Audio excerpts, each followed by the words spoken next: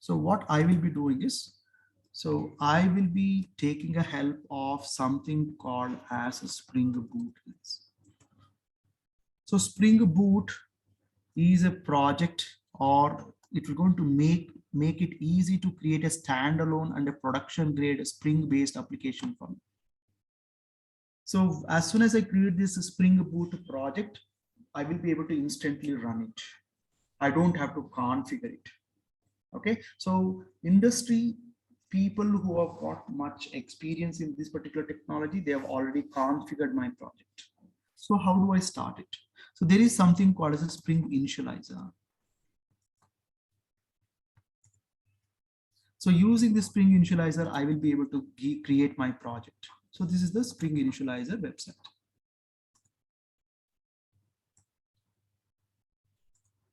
So what is that you want your project to be built of? So I want a Maven project. I want to use a Java language. Which Spring Boot project version you want to use? Let's say this is the standard one. So what is the example? What is the name you would like to give it to your project? Basically, it is also a Maven project. So that's why it is asking for group, artifact name, etc. So now let me say that this is my JPA demo. JPA, of course, JPA with Hibernate demo. Let me call this as JPA and Hibernate. Okay, and it's now you can see that it's using the Java 17 as a standard, but let's go and downgrade it to Java 8. So because this is my benchmark. So now there are some dependencies like this. So what is that you want to create? So let's say I want to create a web application. Guys, do you remember we were discussing about something called the Spring MVC? Correct, no? Yes, so sir. I want Yes, sir. to create a Spring MVC project. And also, I don't want to configure my Tomcat. I want an Apache embedded Tomcat server. And also, I want to create a RESTful application. So all these things they have combined and they have made it as one single dependency. If you just select this, so all the dependencies needed to create this project will get automatically downloaded for me. So similarly, one more requirement is for my JPA. Let's say I'll just type JPA. What is that JPA?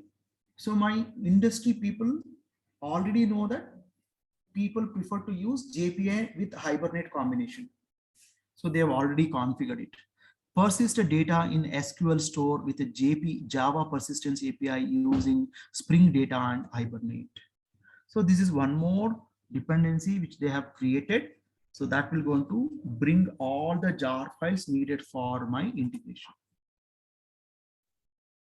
So you just add these two things and click on generate. As soon as you click on generate, it will going to download me a project. And this project will be an industry grade project. That means it will be pre-configured and it will be ready to run as an independent application. You don't need any additional library to run this. It is going to run purely on your JVM. It does not need any of the libraries from your operating system to run. And also it is going to run as an independent application. It is very important. So that's why we call it as a Spring Boot application. And it is also industry ready or industry grade. So that means the quality of this particular bootstrap project is capable of you deploying this directly on my cloud. Okay, so now let's see, this is my project which I created using a Spring Initializer. So suppose if anyone asks you how will you create a Spring Boot project, you should say that we will create a Spring Boot project using Spring Initializer. So what is the URL? start.spring.io. So I created this project, very simple. Which project we wanted to create? We wanted to create a web application. Along with that, we wanted to use Hibernate to store our objects in a relational database. So now what I did, so let me extract it. So let me go to my documentation. So here we have created multiple folders for us. So let's say we have created, okay, I've created multiple folders here. Let me see where we can store.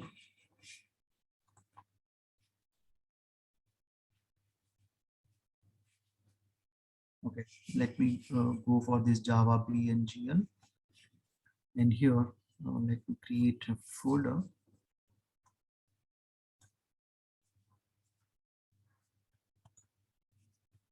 I call this as a Spring Boot. And let me extract it here.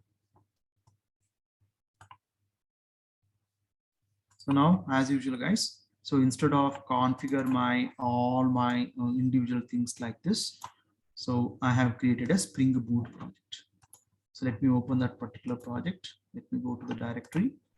So now you can see here, suppose if I go back to my documents, and if I go back to my extracted folder, so that is my Java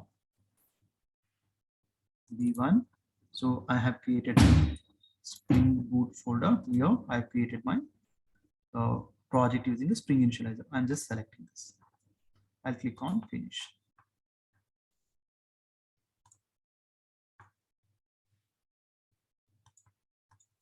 You can see this is my project. One second. Oh, sorry. This is the project which I created without a Spring Initializer. Okay, this is the project which I created using a Spring Initializer. So now at the bottom, right bottom, you guys can see that it is updating my Maven project or Maven configuration. So what is there in the configuration? Let's see the configuration.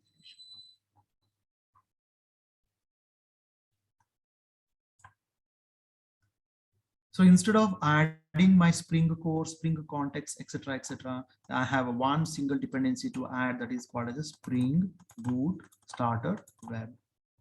So by adding these, it will going to give me all the needed libraries for my Spring project. And also I've added a single dependency called as a Spring Boot Starter Data JPA. Okay, so my Spring project knows according to the industry standard what are all the frameworks and what are all the libraries it wants us to use. So it will come with a pre-configuration.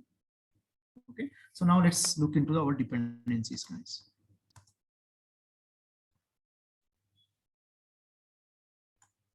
Let me quickly show you that.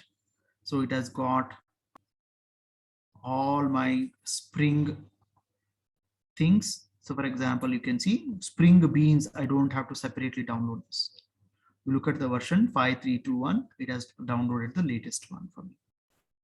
So similarly, guys, so you can also observe Spring Context, Spring Core, all the required things have been downloaded for me. And also you can see Spring Web MVC also got downloaded. So that means inside this, I have that Spring Dispatcher Servlet. Okay, all right. And also, guys, please observe here, it has already downloaded my Tomcat web server, and also it has got embedded into my project. And apart from that, guys, all other related files have been downloaded. For example, JUnit got downloaded. They know, Spring Boot project know that we have to write a unit test cases. So that's why I don't have to separately download this. So they have already configured all these dependencies. And also, guys, so they have already downloaded this Jackson library. Jackson is a library that will convert my object to JSON format, and from JSON format to my objects. And also you guys can see here, it has already downloaded my Hibernate core libraries. And also you should be able to see that GPA also. One second.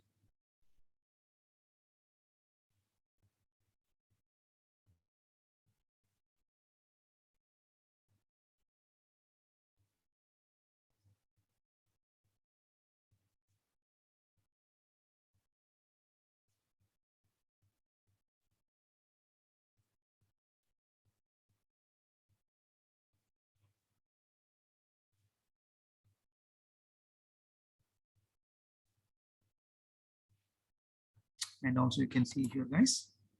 So it has already downloaded my JPA, that is my Java Persistence API. Hello, sir. Yeah.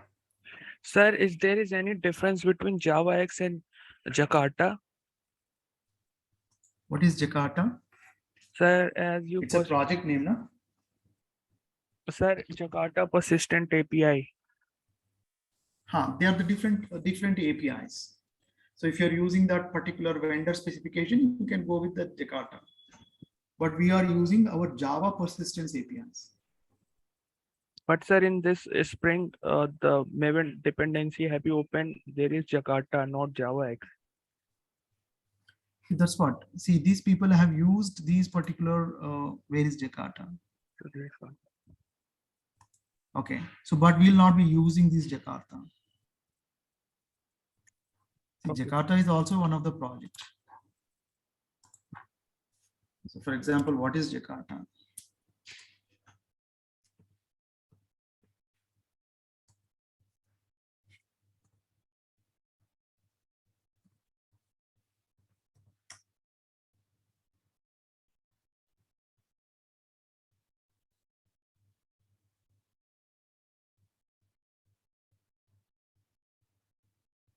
Yeah, it is also a mechanism where this particular library will not be using Jakarta.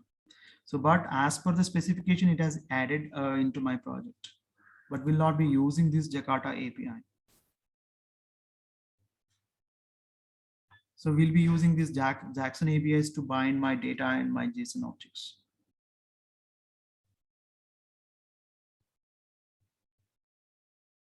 Okay, even I'll not be using my JBoss also.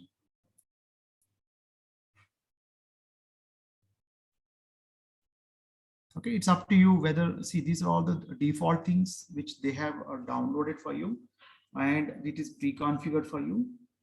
So these libraries, if you want, you can use it. Otherwise, you don't want it, so you will not be using.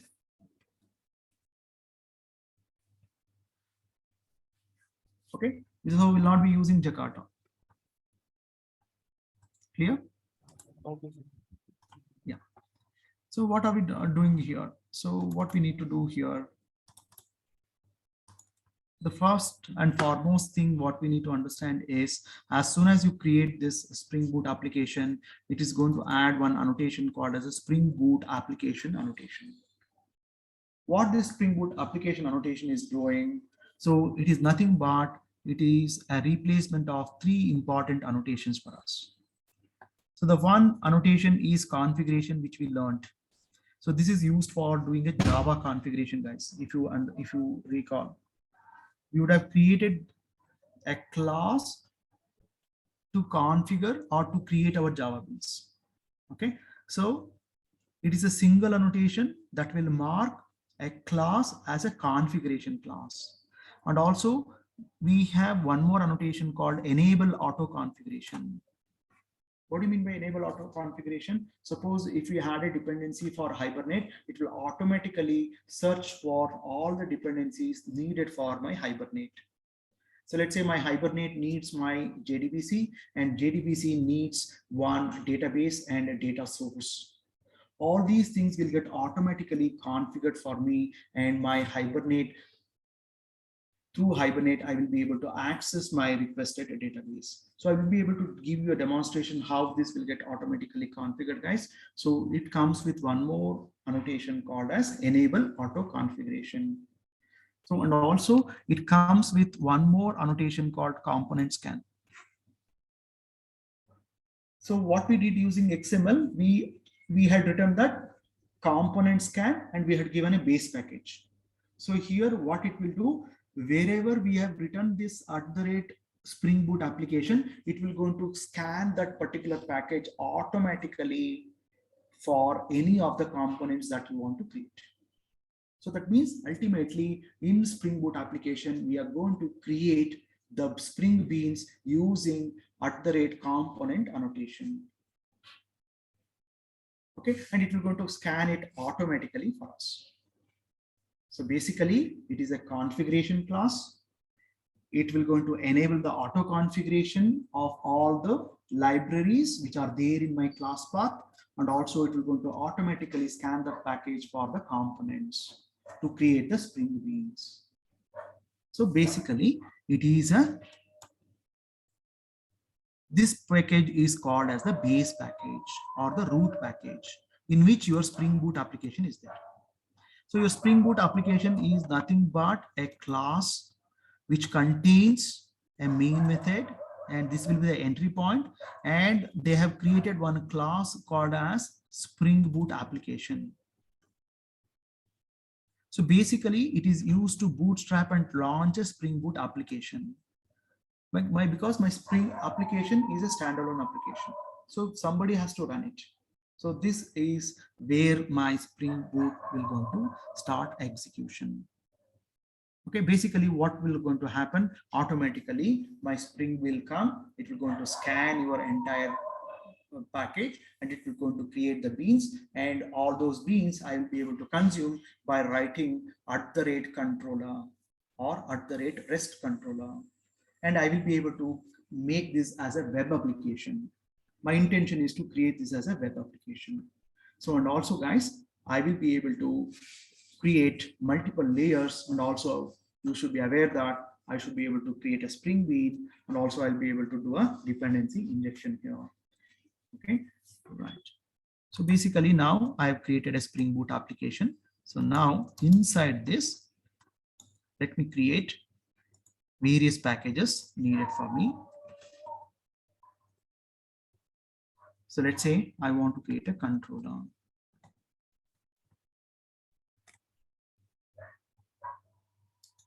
So inside this, I would like to create one class called as, let me create this as an employee controller.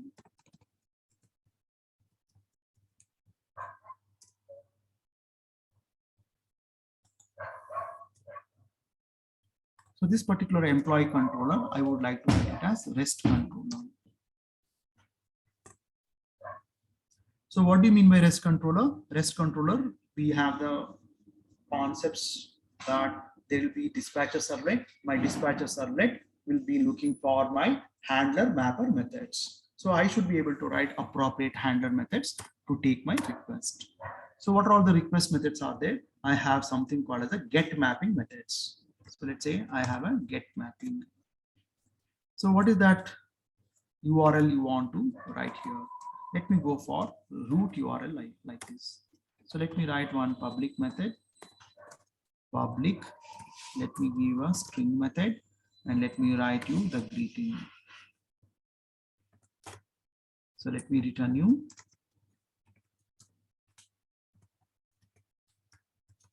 hello method, or let me give you return you hello string. So similarly guys, so we have a resource folder here, and there is something called application properties. Because I have an embedded Tomcat server, I should be able to specify where my Tomcat, on which port number I want to run my Tomcat server. So I will write it as server dot port number. So server dot port is a property on which I want to run my Tomcat server. So I've shown you an example wherein my Spring can read these application properties, and it is already configured my Tomcat server to read this particular file and run my Tomcat on this particular port number. Okay, so now what I need to do, I want to right click on this project. Instead of running as a Java application, I should run it as a Java Spring Boot application. So I need to run it as Spring Boot app. So app means it's an application which can run independently. Okay, so there is some issues launching JPI Hibernate. The problem plugin.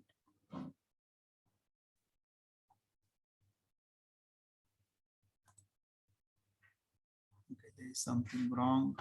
I think something got crashed, guys. That's why it is not able to run. Give me a second.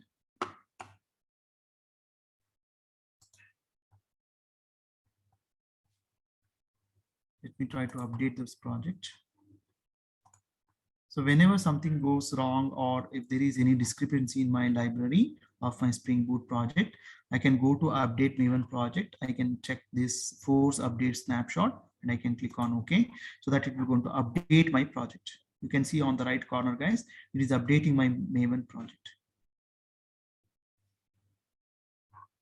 So once it is done, let me just try it again. So let me see the details.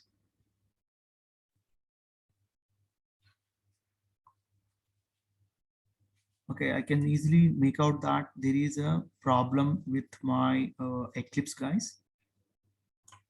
Okay, maybe I have to relaunch this. Give me a minute. Let me restart.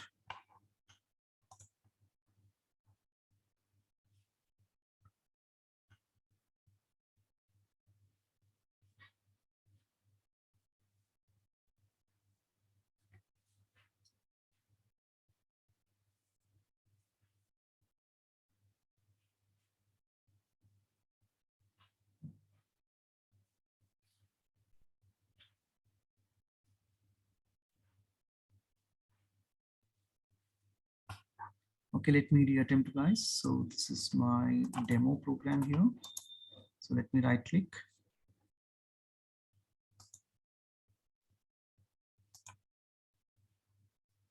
Let me go to run as. So I'll click on Spring Boot application.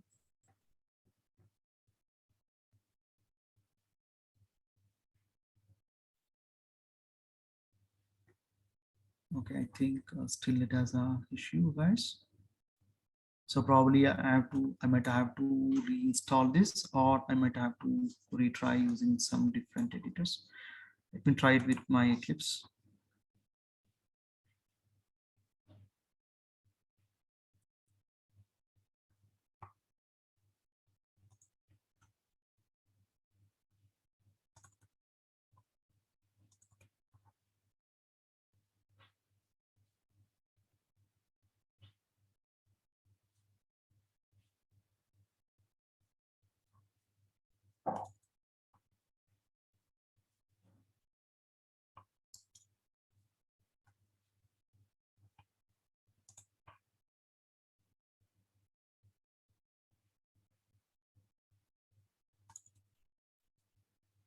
Okay, you can see that I think my Eclipse got crashed, guys. I may have to reinstall it.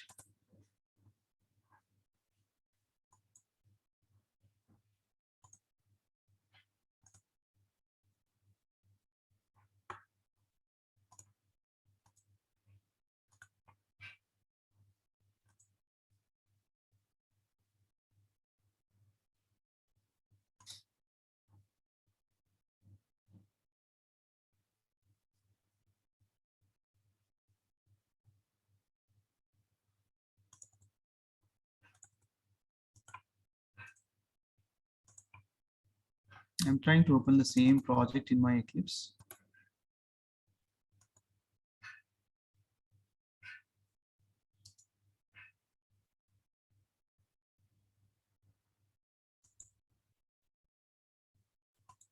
I'm trying to, okay, I think it got automatically refreshed. So let me try to run it.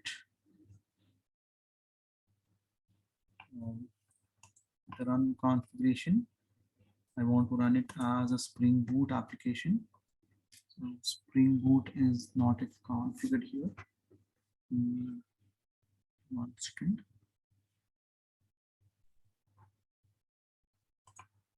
Let me try to run it as a Java application. It should automatically ask me.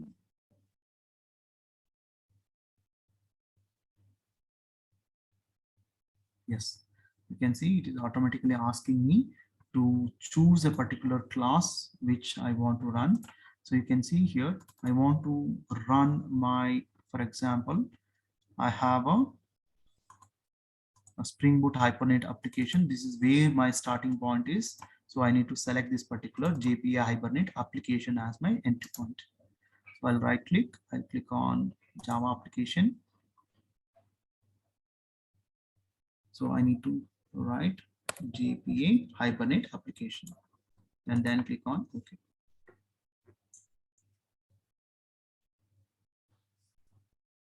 So now let's look into the console, guys. Let me maximize this. All of you please observe this. So it is telling me that my Spring Boot application version 2.7.1 is getting started. Okay, this is my application, and all of you please observe. It is starting my application. You can see here, it is starting it as a standalone application in my desktop. So it's having a program ID 12384.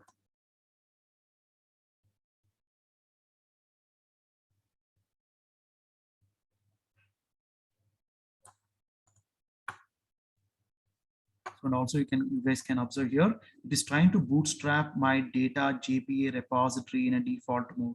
That means it is trying to identify the database to integrate automatically with my project. So I'm not configured which database I want to use in my application. That's why it would have crashed. Okay. And also you can see here, it is also scanning for my repositories. We'll talk about what is this repositories. So let's look into this. So it is telling me that it is initializing my Tomcat on port number 8090. So how it got to know that it has to initialize? It got to know because we have specified in my application properties. So that's why it is trying to initialize my Tomcat, embedded Tomcat in this given specified port number. So you can see it is starting the service of my Tomcat. And also it is my Tomcat is starting my servlet engine. Apache Tomcat version 9.0.64 is the web server version, which is it is starting. So, and also all of you please observe here, my Spring is embedding something called a web application context. Instead of application context, it is aware that I'm trying to create a web application. That means it is going to create a web MVC. That means it will going to automatically create my dispatcher servlet for me. Because I want to create a RESTful application, there is no view resolver. So it will be looking for my only controller class. So now you can see root web application context initialized. So there is an exception encountered during the creation of my project. So what is that exception? It is giving me that this particular data source description database initializer, there is an issue. So that means there is an issue with my data source. I am not specified the data source for my Hibernate to configure my database. It is telling me that it is failed to create my Hibernate factory.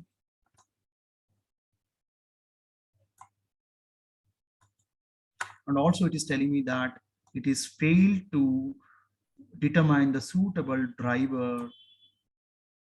That means it is talking about JDBC. You can see here, it is telling me JDBC. Can you see the JDBC here, guys?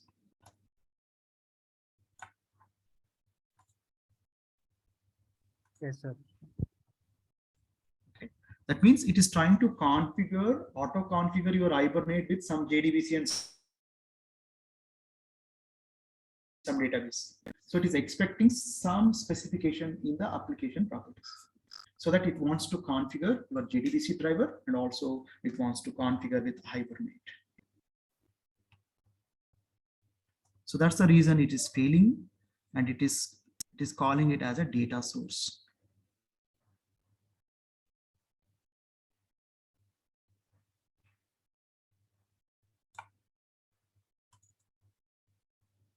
So I need to specify the data source, and also I need to specify which database I want to use along with a username and a password. So basically my application is failed to start as of now because there was a problem with the data source configuration. Okay, so now how to do this database configuration? So there are certain properties I need to use to configure these things. So let me just go to Google quickly. So let me just type for um, Spring Boot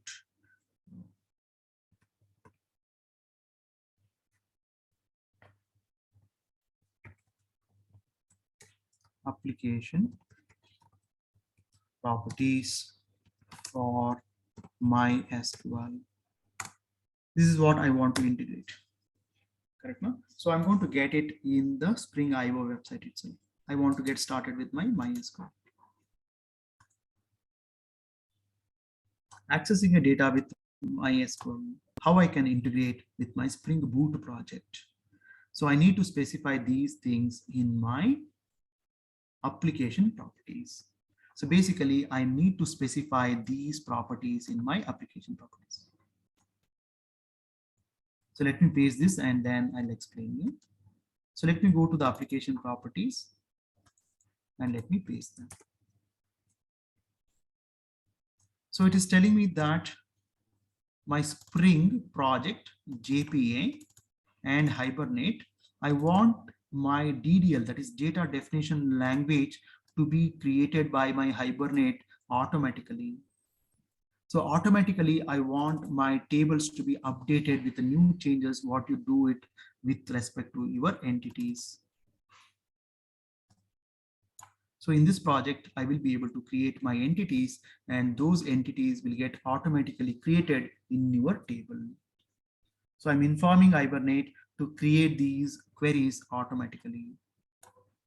And also I want my JPA to display those queries to me. So spring.jpa show SQL equal to true. I want it to show the queries, what it will going to create. The next thing is I want to specify Spring data source. What is the URL? So while we are connecting to our database, we used to use this URL, guys, if you remember. This is the URL for your MySQL, correct now? So here you need to specify your database name. So now let me go to my workbench and see what is the database where we want to create our entity.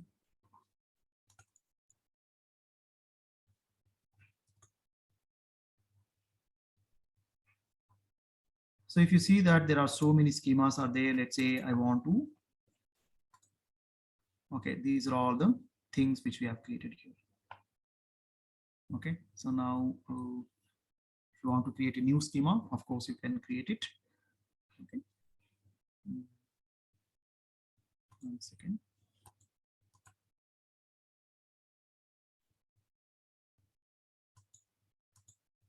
Okay, and all these examples have created employee tables only.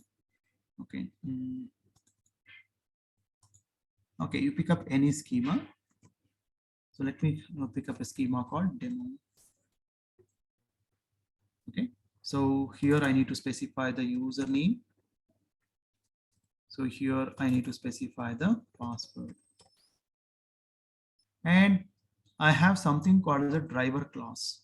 So this particular driver class is nothing but my JDBC, guys. com.mysql.cj.jdbc.driver.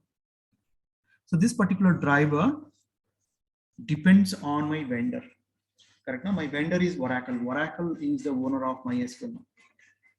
So if it is getting automatically downloaded MySQL, then there is no issues. Otherwise, you have to download it by yourself.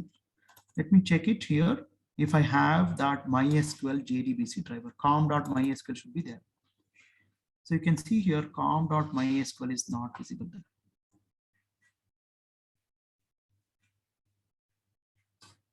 So there is nothing downloaded with respect to MySQL.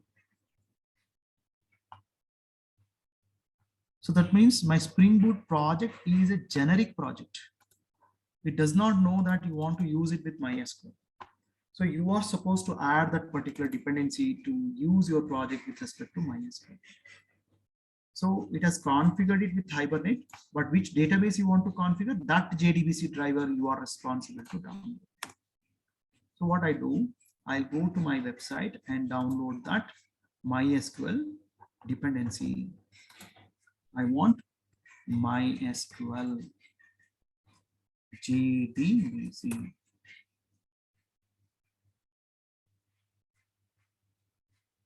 So you can see here.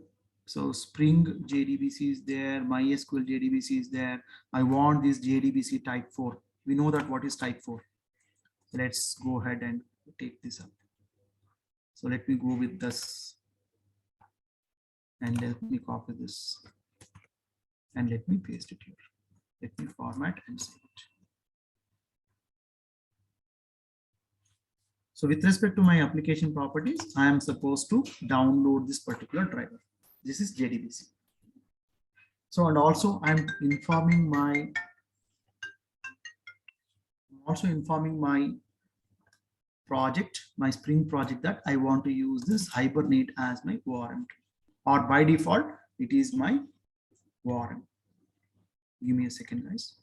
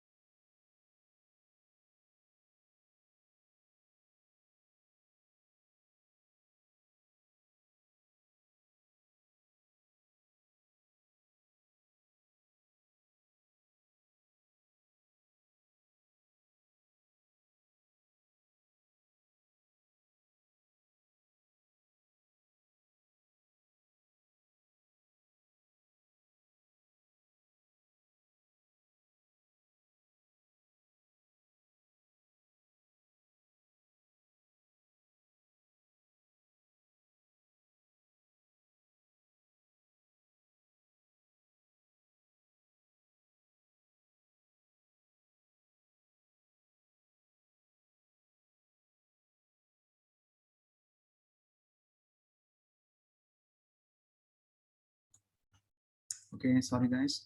So you can see here, we are specifying the properties, and also we are trying to give a JDBC driver for our Hibernate to communicate with my MySQL database.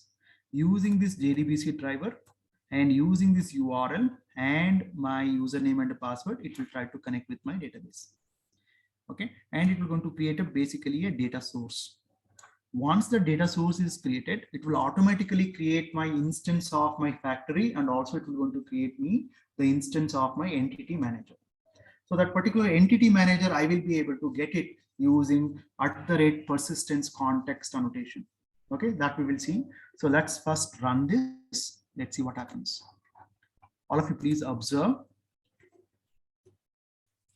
my console. So I think it is giving me some error still. So what is that error? So it is still giving me that data source problem. Let's see why it is giving me this. I think I did not save this file, guys. So let me save this. So now let me try to clear this console and rerun my application. Let's observe this again. So all of you please see, it is happening step by step. So it is initializing my Tomcat web server, and it's initializing my web application context. So now it is initializing my Hibernate URL. Okay, and also you can see that it is initializing my JPA entity manager factory. Okay, and also you can observe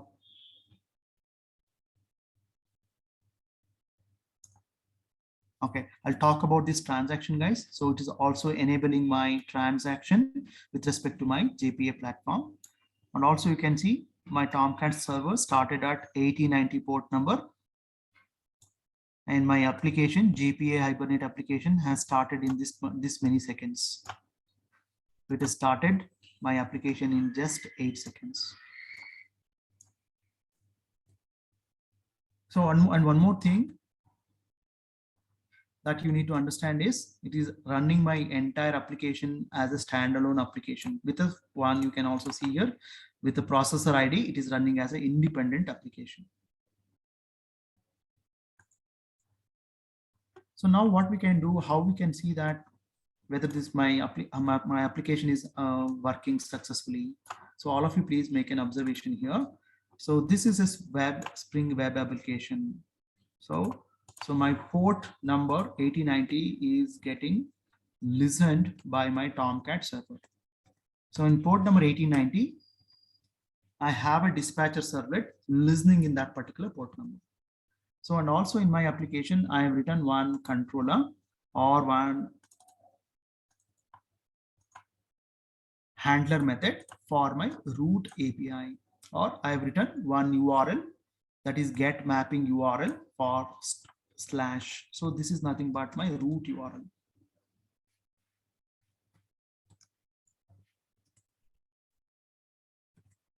So this particular root URL is nothing but this. So if I hit an enter now, so then this is the handler method that should going to respond to me. Because this is a REST controller, it will going to give me this text as it is. It does not process any GUI. It does not go to the view resolver and pick up my JSP page. It will simply send back this data to my browser. My browser is making a request to localhost 8090. In 8090, my Tomcat is running. So in that, I have a dispatcher servlet from my Spring framework, which will be listening for incoming request. So we are sending one HTTP GET request. If I hit an enter, it is nothing but my HTTP GET request. So this method is responding you with hello.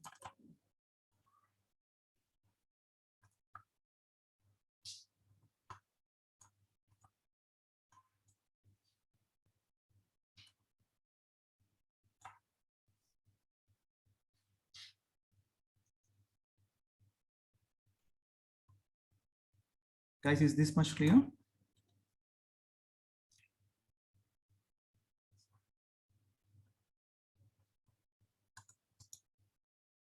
Guys, is this much clear, guys? Guys, am I audible?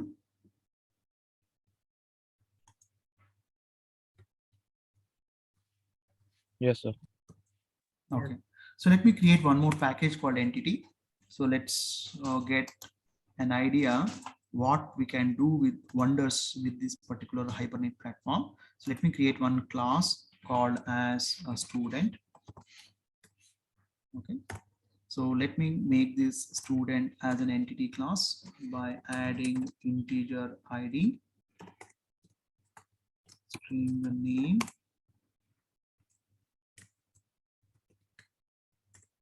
and double this. So I want to make this as an entity class. Java X persistence entity.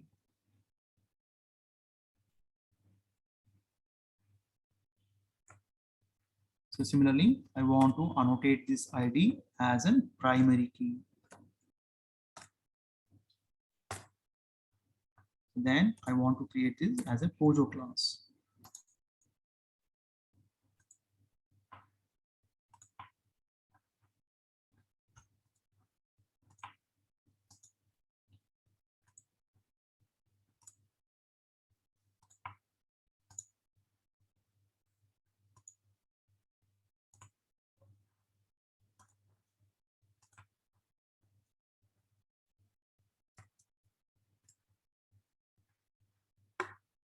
So now suppose if I run this particular application now, so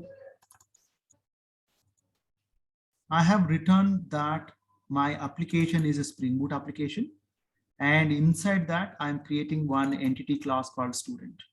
So what my Hibernate will do is when it is scanning these packages, so that is, you can see here. So this is my base package. Inside that I have a controller and I have an entity. So this controller is also being scanned and it is making this as a controller bean. And similarly, what it will do, it will going to read this particular package also, and my Hibernate will understand that it has it. We want Hibernate to create a class, sorry, create a table out of this particular class. It will create me a student table, and in that table, it will going to create these appropriate columns automatically for me. Okay, now let's see. So let's run this and let's observe. So let me stop my previous execution. This is the button to clear my console. So let me run my application and please make the observation in the console.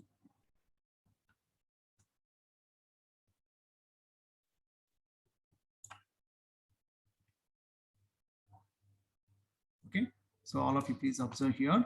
It is Hibernate is showing me that it has created a table called student and it is showing me the SQL. ID integer, not null, fees double precision, name varchar 255 characters, primary key ID. So this is the query it has executed. That means if I go to my database now, it would have created a student table for me. So now if I go to the demo and if I try to refresh, I should be able to see the student table. So I did not create this table. So my Hibernate created this table. You can see this. So that means my setup is working fine. So without much hassle, I will be able to, as a programmer, I can focus on my implementation of my business logic. So I will be able to hand over all these requirement to create the tables and mapping of these things to my ORM. So ORM can take care of all these responsibilities. So even the creation of these data tables can be done by my Hibernate. So it has created me entity. So similarly, guys, so you can see my application is up and running now.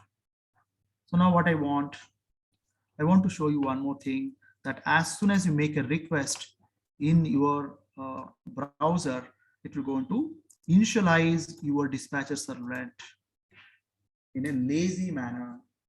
Because right now you are not requested for, you are not sent any request now. So my Tomcat server will be simply listening. It has not created or it has not initialized your dispatcher servlet. As soon as I do that, so you will be, please all of you observe after this particular statement here. Okay, so now let me go to the browser and make a request here. So I'm just hitting an enter for my root URL. Hit an enter. Did you observe in the console, guys? It is initializing my dispatcher servlet here. So let me highlight it. It is initialized my dispatcher servlet lazily, and my dispatcher servlet got your GET request and it has executed your handler method, and handler method is responding with hello. Am I clear, guys?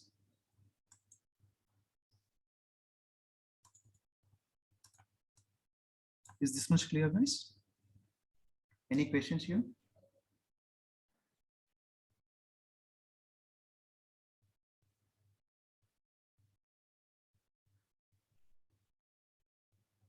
Guys, any questions? No, sir. Okay. No, sir.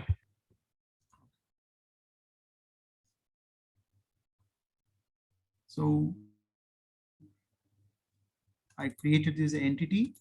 So, and also I created at the front end, I have the REST controller here, and in the back, in my at the end, database side, I have this particular Hibernate working for me. So what I can do now, in my repository layer, I can take the help of my entity manager, and I will be able to persist my data of this particular student with respect to my database.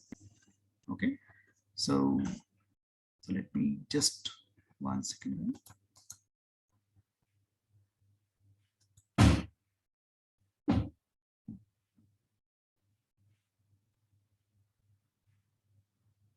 Okay.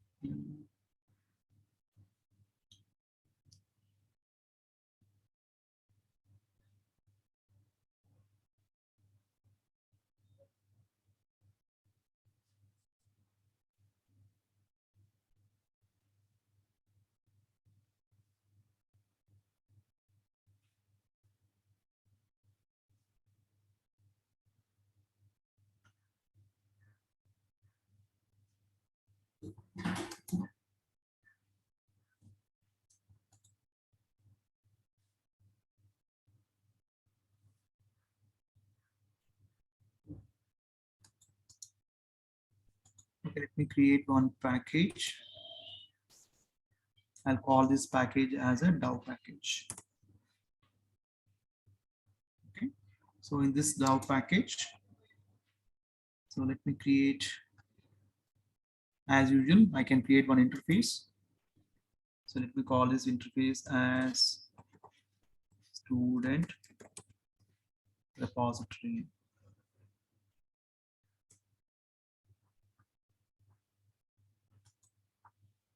So in the student repository, guys, I can have a method like add student, update student, etc.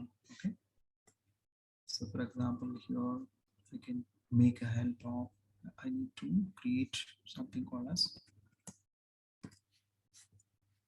student.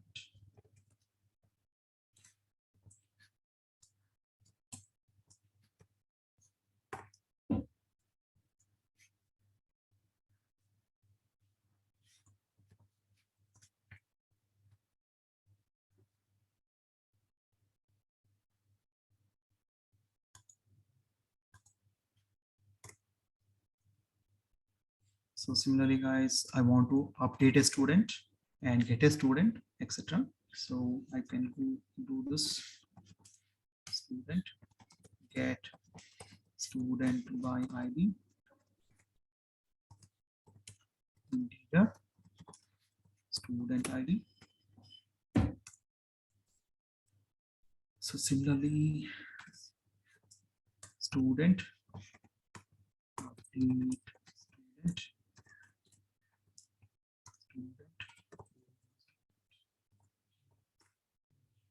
So similarly, the last one is delete student. So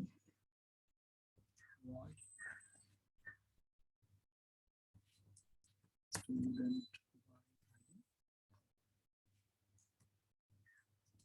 integer. So this becomes my CRUD operations: add a student, get a student by ID, update a student, and delete a student by ID. So I have my entity here. So I have created these entity table with respect to my Hibernate, and also I'm trying to implement my DAO layer. I will implement this DAO layer with the help of my entity manager. Okay, so now let me create a class called as student repository IMPL.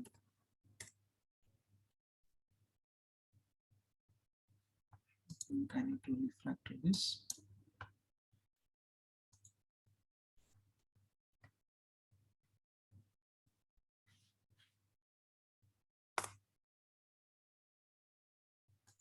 So what I can do here, so there is something called as an entity manager. So private, so entity manager, ENTITY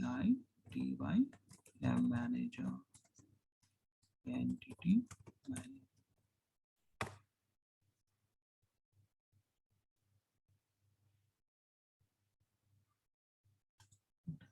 One second, implements.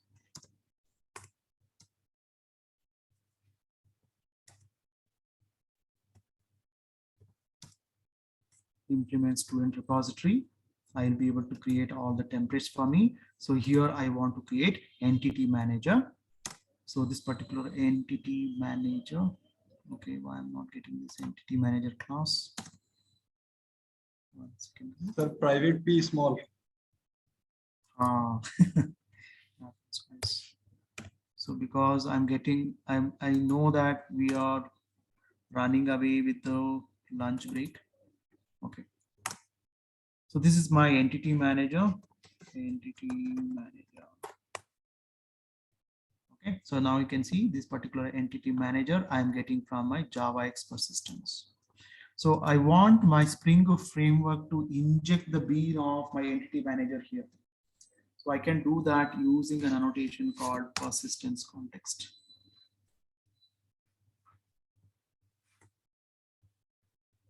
So what this persistence context annotation will do, so it will go to express the dependency on the container managed entity manager and its associated persistence context. So that means it has created a data source with respect to your application properties. Okay, for this application, with this application properties, it has created a data source. That means it has created a factory. And in that factory, it will going to create one entity manager. That entity manager instance, it will going to inject into your DAO layer. Okay, instead of you creating the connection, we have used DAO utility.get connection now. So that connection it will going to create, and it will going to give you one class that has been created by my JavaX. That means my JPA API. So using this entity manager, I will be able to persist. Suppose I get this particular student. So what do I need to do? So because I want to store this particular student in my database, what I can do? So I will be writing something like, I'll be starting my transaction. For example, I will start my entity manager dot get a transaction dot begin. So I have to begin a transaction. So then using entity manager dot, I have to say something called as persist. What do you want to persist? I want to persist the object of the student. And then using entity manager, I'm going to get the transaction dot get transaction, and then I will be able to commit. So what is begin transaction? I want to save this particular data into managed data into my database. Okay, and whatever I made a changes, I want to commit into my database. So that's why I do with commit. Okay, so then finally I want to return that particular student. See, for example, okay, one second. Persist. So do I get a save method?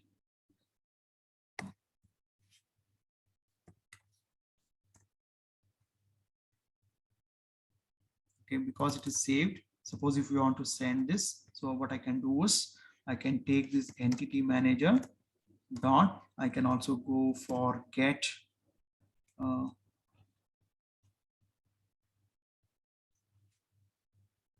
one second, or I can also go for find method.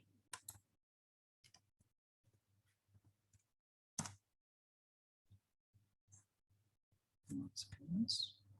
Yeah, find this particular entity of the type student dot class with this particular student dot get ID.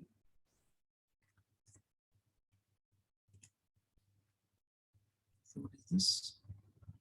A method add student of type student repository must override and implement. Okay, I think it's not saved. Let me see it.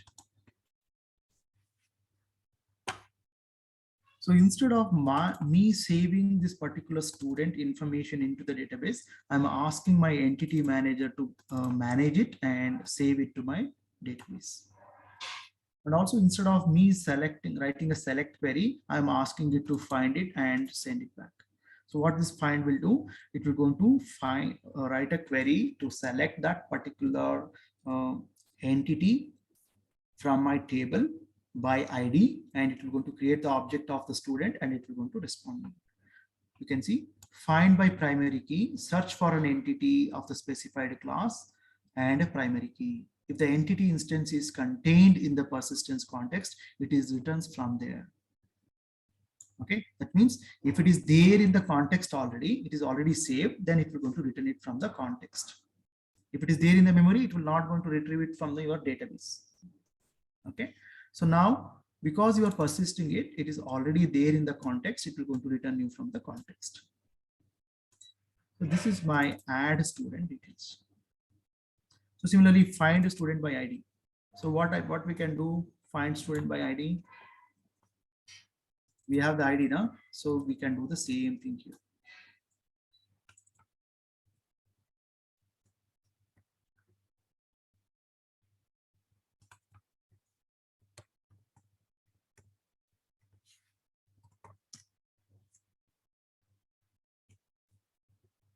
If it is there, it will going to find you and return. So similarly, you want to update it. So you just simply have to persist it.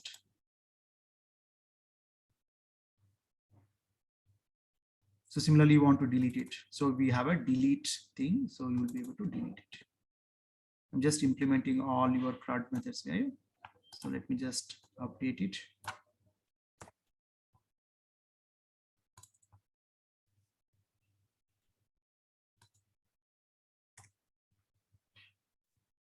So your entity manager dot, you don't have update method, you can see.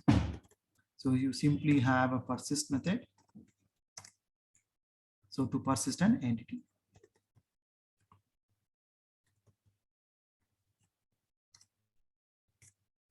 Persist that particular student.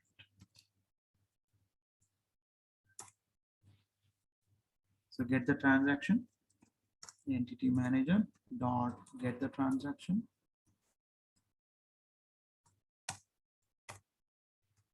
Dot begin entity manager dot get a transaction dot commit. So you want to return the updated one, go for the entity manager dot, you can do the same thing here.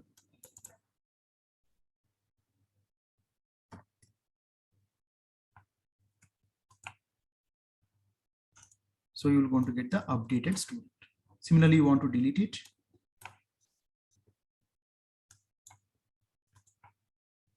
So go for entity manager dot, we have delete method. So how do I delete? I think we can delete one second.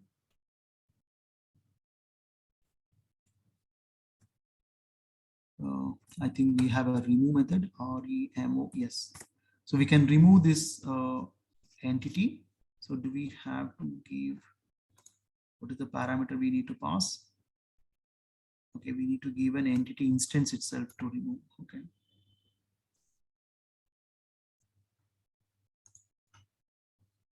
Do we have any other methods to remove? 1 second.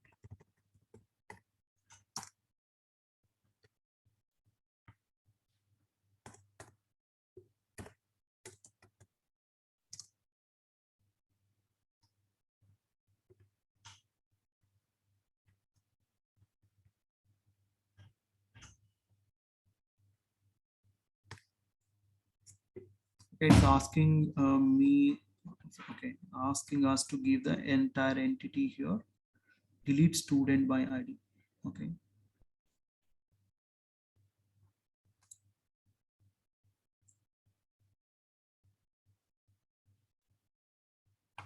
So we need to give the entity itself. 1 second, guys.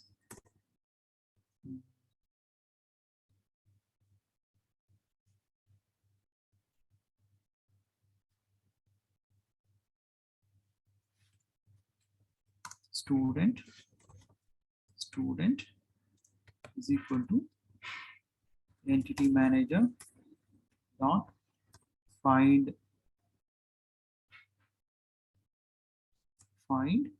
So I want to find this particular student. If he is existing, then only I can delete it.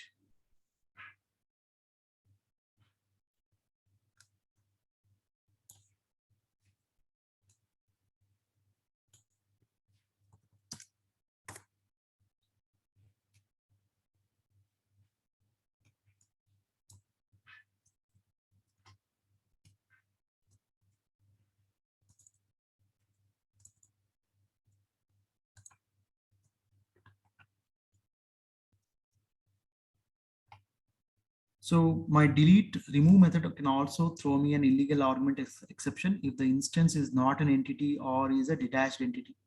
It should be an attached entity, then only you can remove it. Detached means if it is not at all in the managed state, you cannot remove it. Okay, and also you will going to get a transaction required exception if we invoke on a container managed entity manager of type persistence context type transaction and there is no transaction. So that means, so I cannot remove it without making it without a transaction. So let me begin a transaction, guys. Entity manager dot get a transaction dot begin, and after this entity manager dot get a transaction dot commit. So these are all the various implementations of my repository layer with the help of this entity manager. Okay, so I'll be able to add a student, get a student by ID, update a student, and delete a student by ID. So I'll be able to make use of these things in my service layer, guys. Or else I'll be able to make use of them directly in my controller.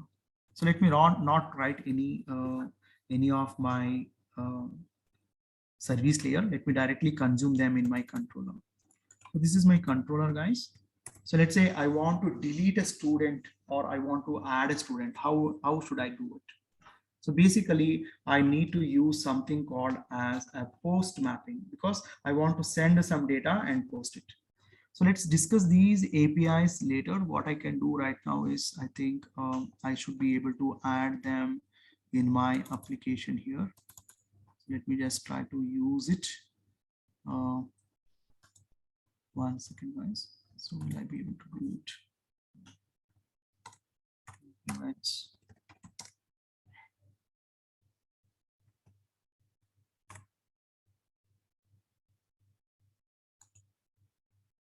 Okay. See, suppose if I want to write my own specific methods, okay, for example, as soon as my Spring Boot application runs, it will going to run this particular piece of code as well. Okay. So here I would like to show you that I'm able to persist my objects using this particular repository. Okay, so what I want to do, I want to make use of this repository in my application. So let me create the bean of this particular repository. At the rate, I will write it as repository, REPO repository. So I'm creating the bean, Spring bean of this repository. So instead of writing it as component, I'll write it as a repository. Repository is a special annotation that indicates that it is a component doing the job of my repository. This is where I write my data access logic. So my Spring will going to create a bean in which I am doing my data access logic. So it is nothing but your data access object, or it is your DAO class. So wherever you want, you will be able to inject this. So let's say I want to inject it in my application here. So what I will do, so let me test or try to write. Okay, so I have to use it here. Let me see if I can get it injected. I will write auto wired, and I will write, I want this repository. That repository is called as student repository. STUDENT, student repository. Student repo.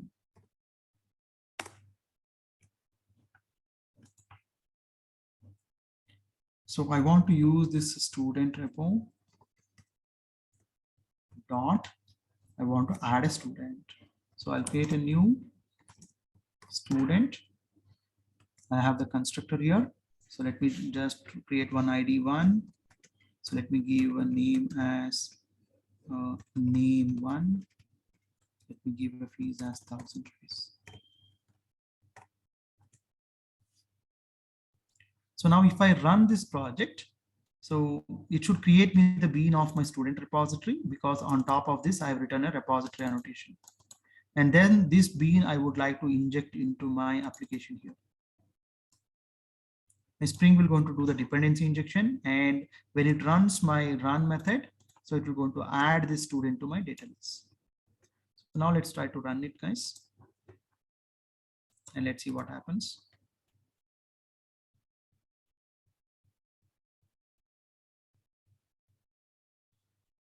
Okay, it's showing me one error. Okay, my application is already running. So let me stop it, clear it. Let me rerun it.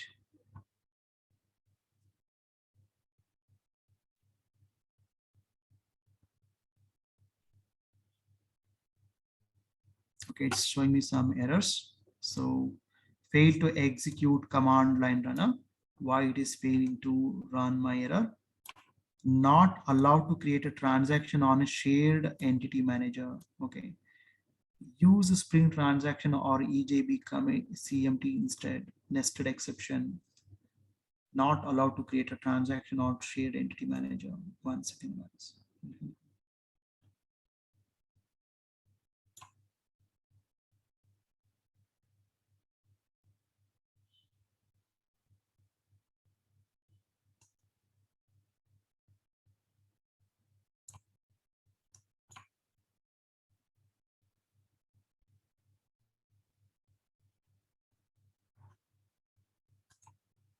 Okay, it's not allowing me to use this in my repository.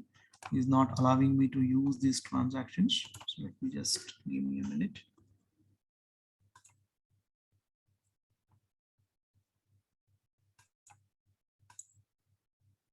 Because I'm creating a Spring Boot project now, so it's not allowing me to do this. So he will going to do this transaction automatically. My Spring will going to manage this Spring transactions or Hibernate transactions automatically. That means every method here will be treated as a transaction. Okay, we will look into it. So he's asking me just to write @transactional on top of the method. Okay, let me try to run it. We'll talk about the transaction separately.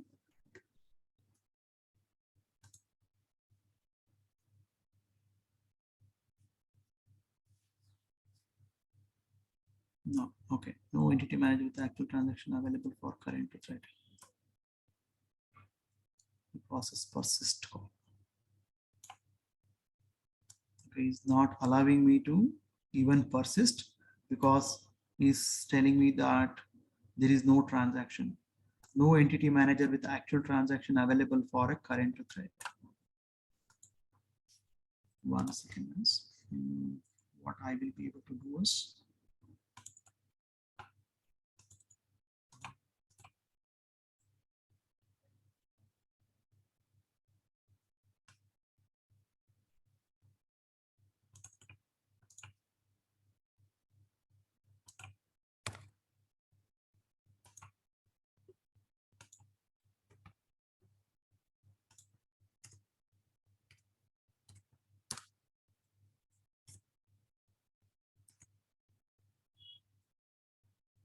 so if I write this annotation, guys, so my transaction manager, which is created by my Spring framework, will be able to take care of this entire method to begin the transaction at the beginning of my method and commit the transaction at the end of the method. So it will going to do automatically. So now let's see whether we will be able to do this.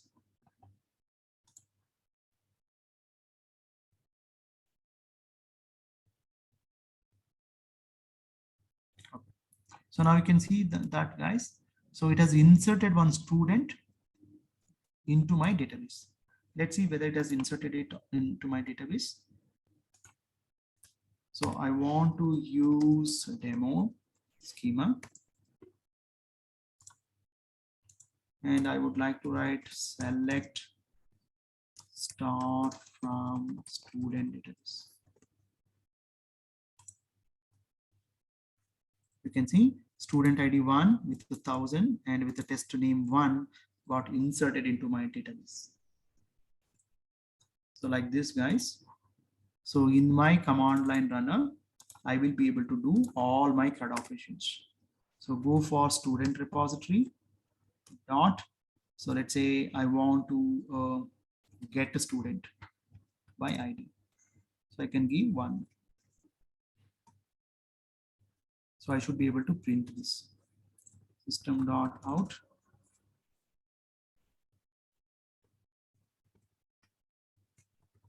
student 1.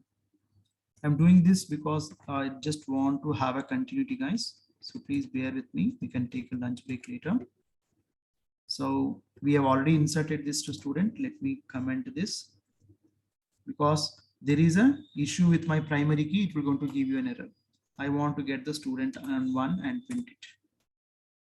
And similarly, guys, you can experiment with other stuffs.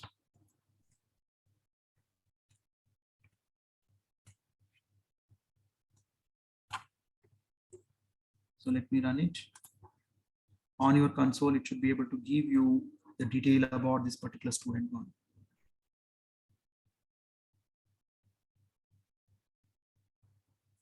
Let's see what happened.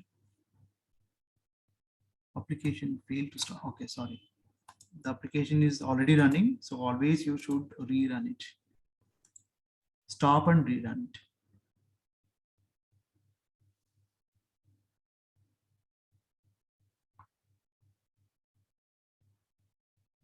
Okay.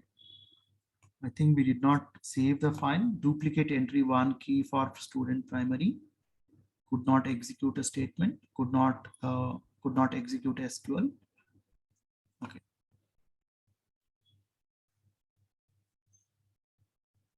I think we did not save the file. You can still see the star symbol there.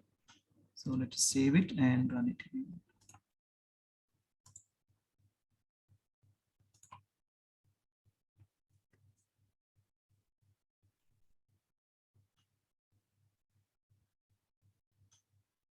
So you can see here, guys. So it has fetched me the student information because we don't have the toString method. It is printing me the hash code of that particular object. You can see it has selected select student by ID. But while printing it, it is trying to print the hash code. So how I can fix this? So I need to write that toString method here. Let me add a toString method. Let me go to source, add a toString.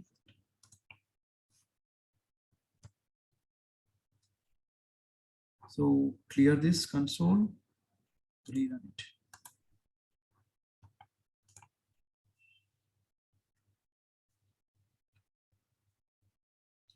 I want all of you to read about this Spring Boot project, guys.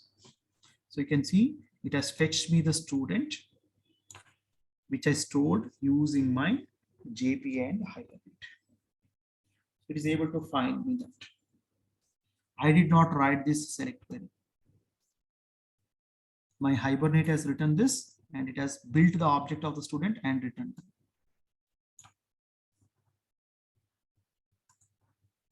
So similarly, guys, you guys go ahead and write all your CRUD or access all the CRUD repo methods which I wrote in a student repository. So similarly, guys, so here, instead of doing this, do this on top of this. We'll talk about these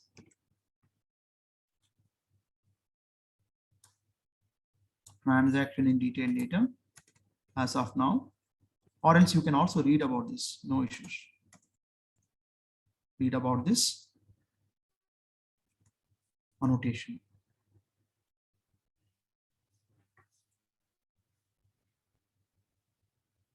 Am I clear, guys? Can you do this, guys?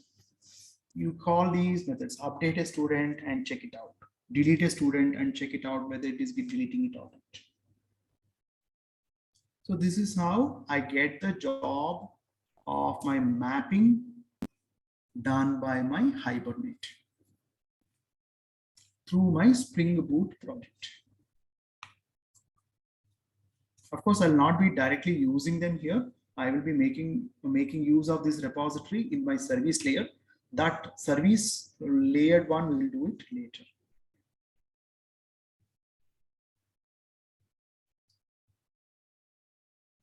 So I want all of you to take a break now, lunch break now, come back, go through this particular project and also read about this Spring Boot project and also read about Hibernate. Okay, so and also read about my RESTful applications.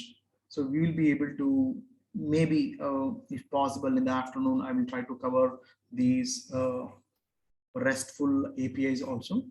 Then I will be able to do all these CRUD operations with respect to my RESTful application. Guys, will you be able to complete this? Make a call to my APIs, my DAO layer in this particular run method.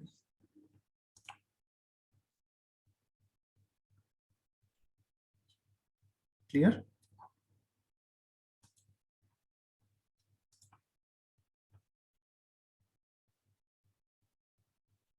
Can I get some response, guys?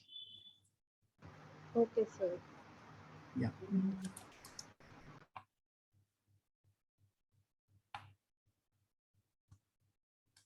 So I want all of you to do a sit and do a self-study, guys, on all these things which I spoke about.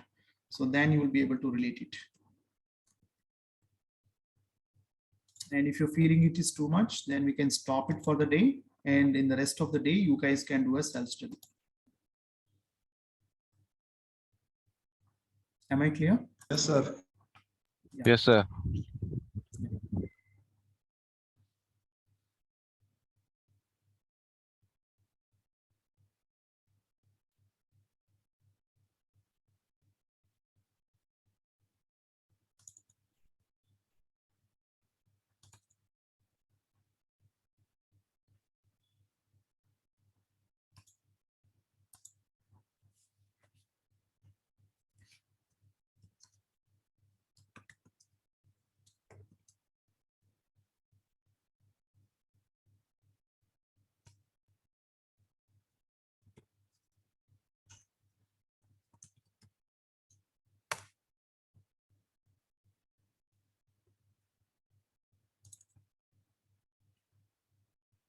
So in this demo, we have the Spring concepts as well as JP and Hibernate.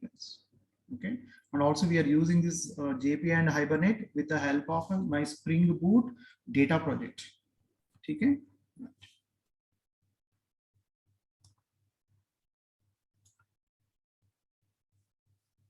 And why do we call this as a Spring Boot project? Because we are using my Spring Boot dependencies.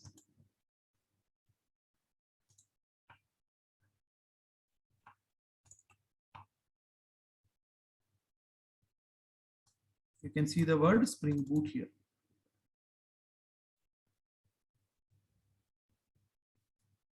Why we are not going for just a Spring? Why we are going for Spring Boot? You please have a glance in the internet. Hello sir Yes. Sir ये dependency chat में paste कर देना ये पूरा project upload किया ना, ये पूरा अच्छा मिल अच्छा जाएगा आपको। ओके हाँ, ठीक है sir so here this is my project ना, इसके अंदर गए तो वो पूरा प्रोजेक्ट की वो फॉर्म में मिल जाएगा आपको।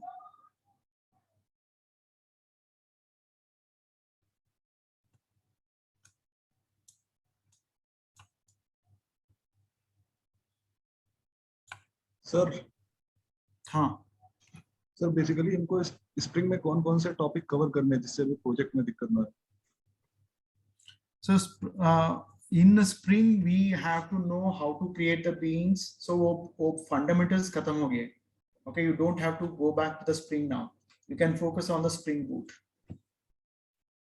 So in the Spring Boot, if you see in our application here, what we created today, so I have created a Spring component. So there is one more annotation called repository. इससे मैं इसका component create कर दिया, ठीक है? And then I just auto wired this particular bean in my application. If you can understand these two things, that's enough.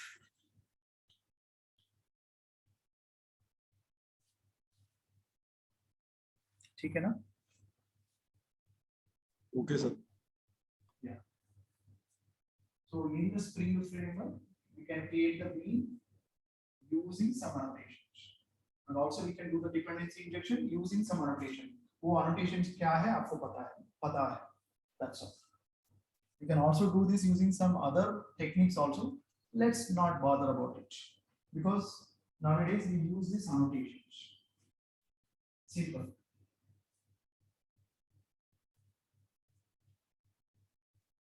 ये सारे चीज then finally we're going to use it in our project plans. ठीक है ना? So आपको पूरा picture मिल जाएगा. So कोशिश, what is we are trying to understand? We are trying to understand different technologies and we want to use all these things in our project. ठीक है? We don't want to write our SQL statements. We want to write, we want to use Hibernate to do that. So that's why we are trying to do this. ठीक है ना?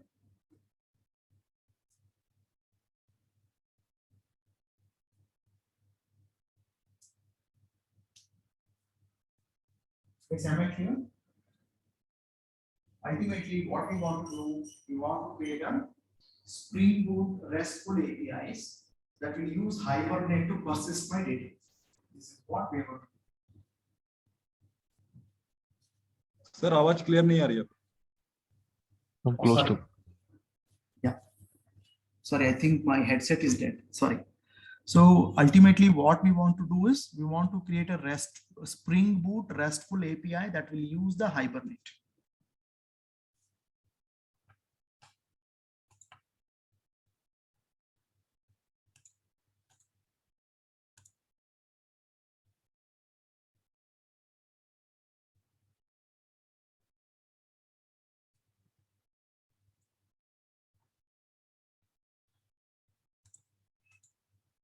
So we want to use Spring Boot. And in that, we want to create a RESTful APIs using JPA and Hibernate. This is what we want to do.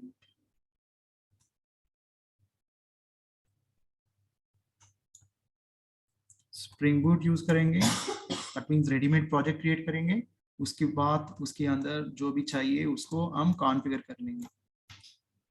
बाद में we saw that how I can just add one dependency called a Spring Boot web and I can make it as a RESTful API.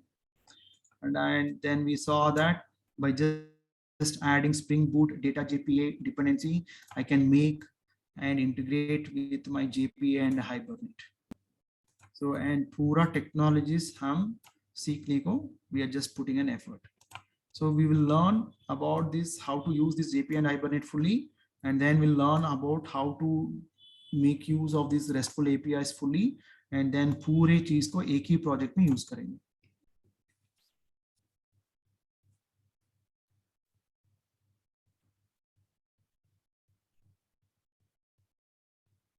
ठीक है ना?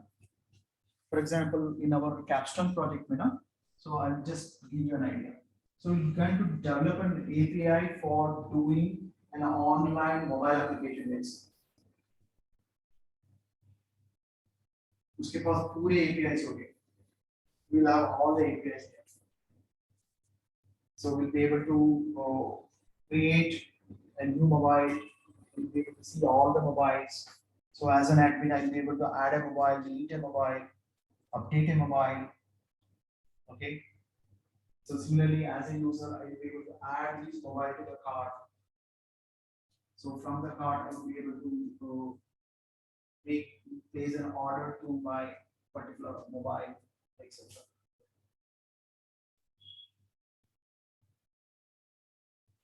So basically, let's focus on how to get my data persistent in the database. Then we will see how to use it in our application.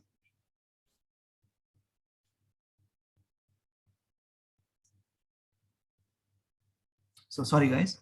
So first let's concentrate on how to persist our data. Then we will use this in our application to build our application. Okay.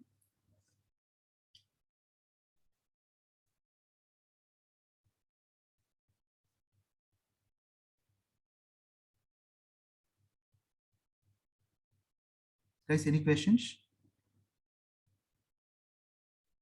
No, sir. Okay.